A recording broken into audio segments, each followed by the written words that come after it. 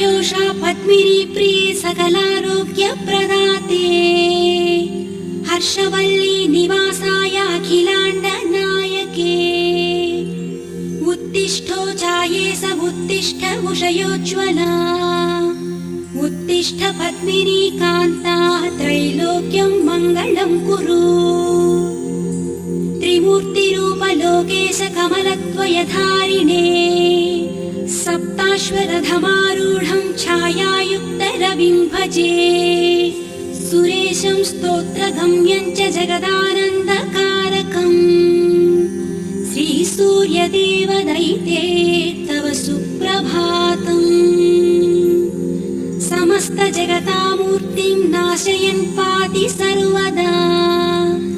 आयुर्ददाति सविता दद्यान्नो वन्दनं